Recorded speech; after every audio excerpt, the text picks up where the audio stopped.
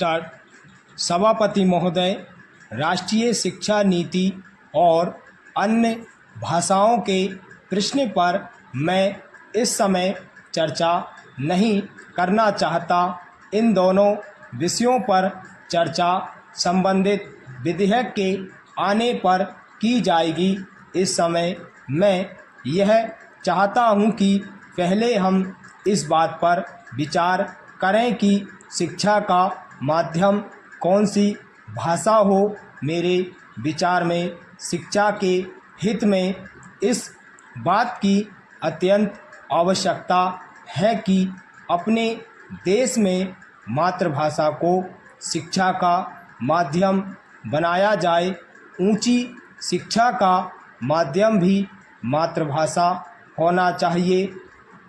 इसमें पाठ्य पुस्तकों की कठिनाई हो सकती है, लेकिन यह कहना कि जब तक पाठ्य पुस्तकें ना बन जाएं तब तक मातृभाषा को शिक्षा का माध्यम ना बनाया जाए, यह तर्क गलत होगा।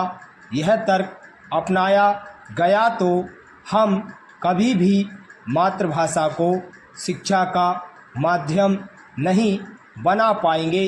सरकार को चाहिए कि वह यह फैसला कर ले कि मातृभाषा को शिक्षा का माध्यम बनाया जाएगा और तुरंत शिक्षा शास्त्रियों से कहा जाएगा कि वे जल्दी से पाठ्य पुस्तकें तैयार करें या उनका अनुवाद करें।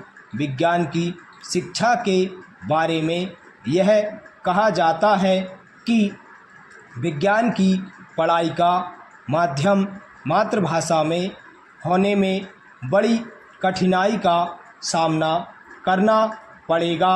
मैं इस बात को नहीं मानता।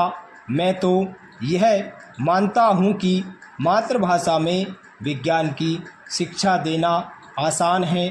समाजशास्त्र की शिक्षा को मातृभाषा के माध्यम से सिखाने में शायद कुछ समय लगे, उसकी पाठ्य पुस्तकें बनने में शायद कुछ समय लगे, लेकिन विज्ञान की पढ़ाई के बारे में यह बात नहीं कही जा सकती।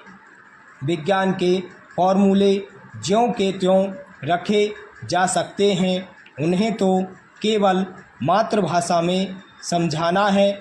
इसलिए विज्ञान की पुस्तकें और विज्ञान की शिक्षा के लिए मातृभाषा को माध्यम बनाने में अधिक समय नहीं लगेगा।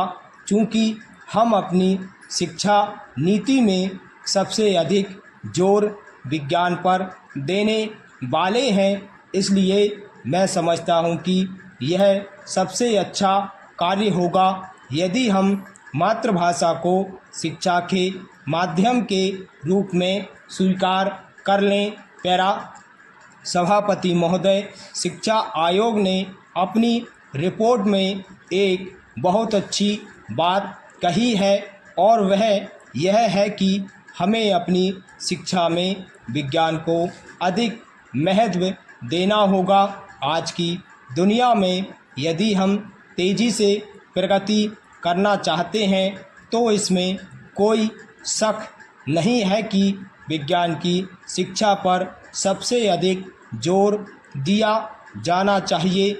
लेकिन इसके साथ साथ मैं यह भी निवेदन करना चाहता हूं कि विज्ञान की शिक्षा के साथ साथ हमें अपने बच्चों को अन्य विषयों की शिक्षा देने पर भी कम महत्व नहीं देना चाहिए।